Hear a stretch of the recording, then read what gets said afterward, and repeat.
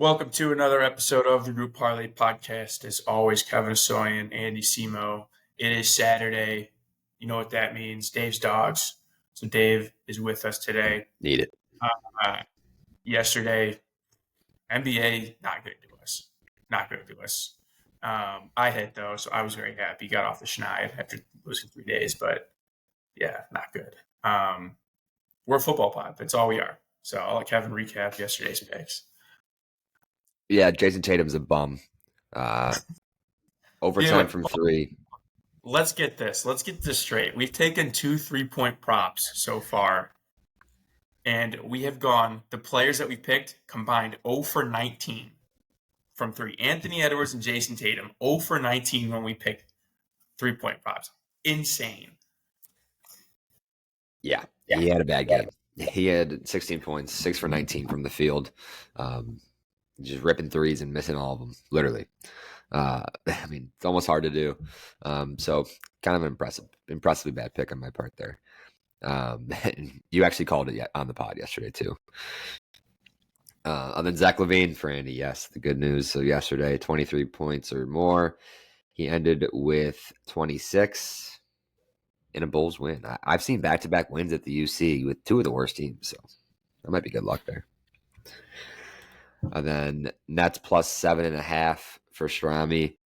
It was looking good for a minute, and that game it was a bad ending for him. It was a 21-34 fourth quarter in the Sixers' favor, caused the Sixers to win by 15. And Jared McCain was actually cooking a little bit there. So TikTok dancing boy was the reason we lost that one. So on the month, with another loser, we're 2-20, down 11 units. I'm 12-10. You're 11-11, Andy, and Nick's 10-12. And we got some football. Maybe we'll go back to back, hit a little Dave's dog, and I don't know, maybe get to even here. Yeah, it's been a rough run for Nick, who's hit 3 out of his last 12. You and I are about 500 over that run, but it's been tough sledding for Nick. It's college football day. I don't care. I just want to sit on my couch from 11 till I have to leave and just watch college football. So let's get into it. Dave's dogs. Big hit last week. He's back. Yeah, let's go. We did hit last week. We're 7-4 on the season, up 8.15 units. We got a couple big winners in there, which is fun. And we're gonna try and hit another big one today.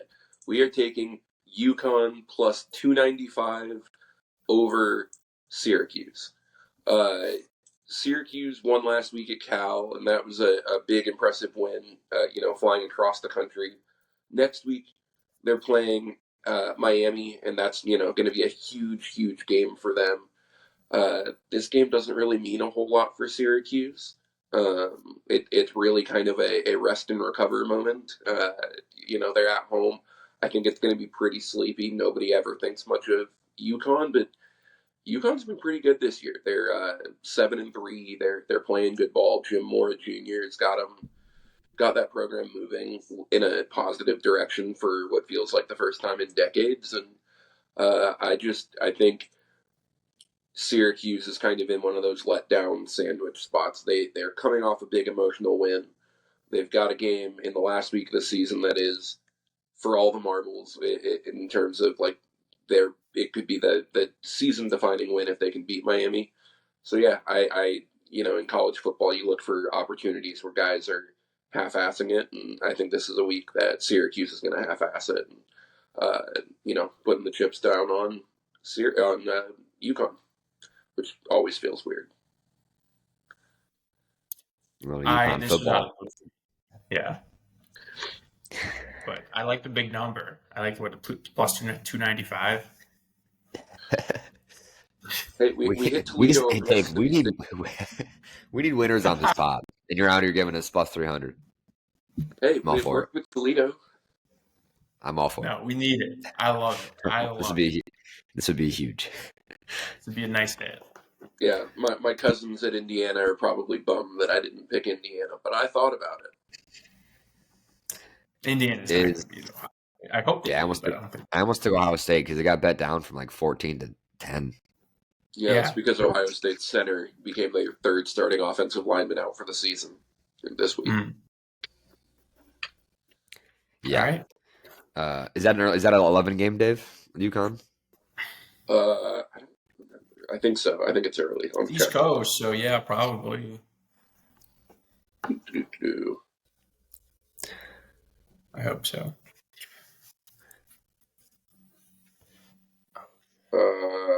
Yeah, 11 Central, 9 a.m. Pacific time. Nice. Okay. Kev, let's get into it. You're up. All right. I am taking Auburn plus 3.5, hosting A&M, and this is a trap game. And I love finding trap games. A&M 2-point favorite here on the road. And this is just one of those spots that Auburn wins the game. Everyone's talking about A&M. They win today, then they go beat Texas next week, and they're in the playoff. They're looking ahead. Team's looking ahead. Auburn's going to kill their season. Money's all over A&M. 87% of the money's on A&M. Up to 92 I saw on certain books. And Hugh Freeze, as an underdog, is 31-16 against the spread. When you look at stats, too, Auburn's they have been playing well. Don't get me wrong, but when you look at their stats, their defense is solid. They've allowed the third least yards per game in the SEC, allowing like 50 less than A&M. Offensively, A&M they don't have a lot of passing yards. They really had trouble passing the ball here. They had to bench. What's his name? Wegman. Yep. I just think this is a huge letdown spot. I love the home dog in Auburn. Crowd should still be rocking. That's what they do there. Plus 3.5. You're good at these, so I trust you. I have no faith in this pick. I like it. I totally agree. I like when Dave says he likes my pick.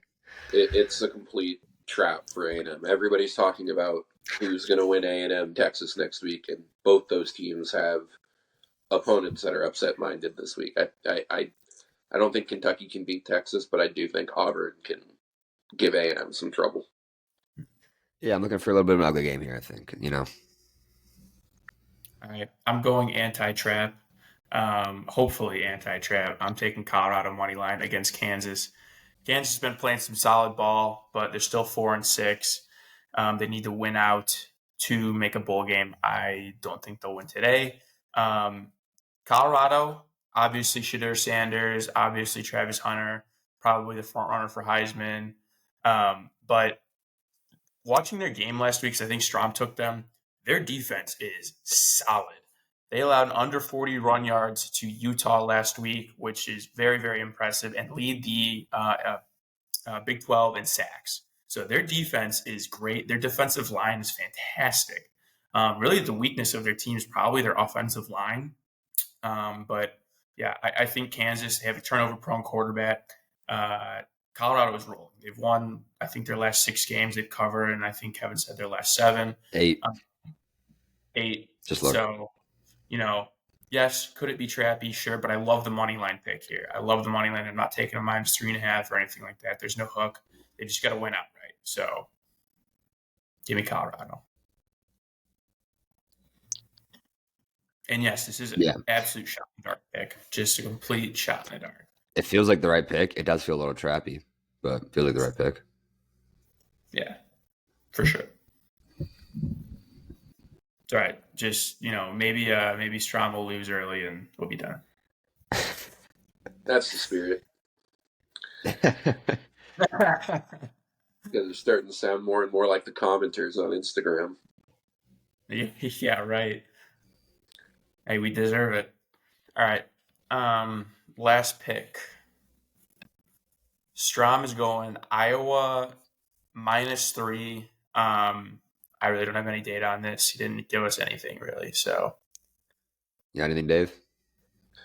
I mean, I was going to run the ball a lot. They're the better team in this matchup. I think the only concern is Iowa's got some injuries at QB, and that's, I think, a scary proposition because it's not like their top performing quarterbacks have been all that effective this year. So when you're testing that quarterback depth, it's a little bit concerning. All of that said, Maryland is kind of a dead team walking. They do still have a bowl to play for. They're 4-6, so you could see a really hyped up Maryland team trying to stay alive for bowl eligibility, but there's also a reason they're 4-6. So I think Iowa's going to try and play some keep away, and it'll be a lower scoring game, but I feel pretty good that Iowa is going to be able to push them around at least along the lines of scrimmage. Maryland is giving up at least 31 points in their last 3 and at least 29 or at least 28 in their last 5. So their defense is terrible. They do have the most Yeah. passing yards per game in the Big Ten. Maryland does. Yeah, but Iowa's defense it's good. Like I wouldn't even look at that. Their defense is good. Yeah, it's probably against nobody teams. Yeah, I mean, I just think it's going to be a similar game to last week when Maryland lost to Rutgers because Kyle Monungai came back and ran it down their throats. Maryland has given up the most passing yards in the Big Ten. Yeah, that's not going to help. That's saying something. There's some bad teams in the Big Ten. Yeah, but Iowa's not going to have a quarterback that can exploit that. So Run. We've mostly been saying negative things for Strom's pick. yeah, I really defend this pick wholeheartedly. Yeah. Well, we'll recap the picks then. Strom's got Iowa -3 at -136. I have Colorado -135, and then Auburn +3.5 at -147 comes out to +407 for today's parlay. And then Dave Dogs, UConn +295. That's what we really want. That's what the people really want is the UConn pick. So Let's do it, baby. Dave's Dogs here to keep rolling. Yes, that's right. You got to keep us alive, Dave. We're trying. All right, boys. Let's get it. All right. It's up Saturday.